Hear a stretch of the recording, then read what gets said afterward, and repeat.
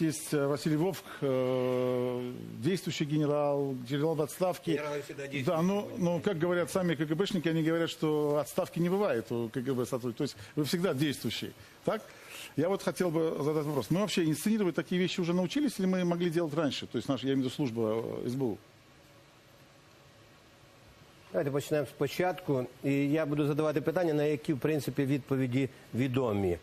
Коли є заява, є повідомлення практично всіх засобів масової інформації України про те, що стріляли в Бабченко, про те, що стріляли в спину, коли заходив в квартиру, і нічого немає про контрольний постріл, про те, що це довго досліджували, що це довго слідкували. Завжди закрадаються сумніви, як то було з викраденням колись Гончаренко. У мене зразу такі аналогії.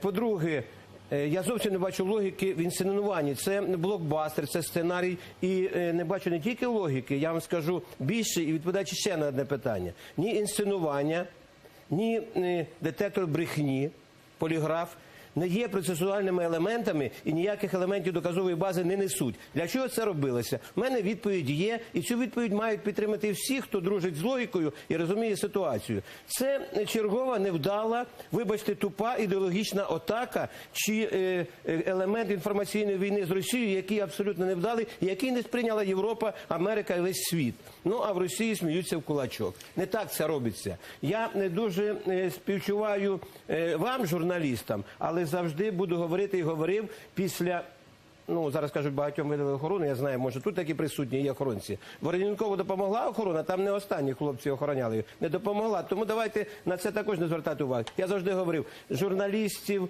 політиків, інших, за політику у нас не вбивають. Вбивають, вибачте за сленг, за бабло. От моя відповідь. Інсценування, для чого воно було потрібно? Для кримінального провадження воно не потрібно, оскільки я нагадую тим, хто з високопосадовців говорить, коли злочин розкрито. Нібито коли когось піймали, заарештували, затримали, зробили підозру, оголосили. Ні, злочин розкрито тоді, коли зареєстровано провадження. Є РДВР внесено, тоді розкрито, що є злочин. Все інше, то встановлено осіб, що його вчинили. Якщо були, на сьогодні кажуть, два співробітника, агенти СБУ, і замовник, і виконавець, то для чого інсценування? Логіки я не бачу зовсім. Тому я тут не бачу нічого, що було б у полі кримінальної юстиції, у полі права. Це чисто якась ідеологічна, не зовсім вдала, це я м'яко скажу, гра, яка заважає українському народові думати про майбутнє і яка заважає нам думати про те, яким чином закінчити війну на Сході. Я понял.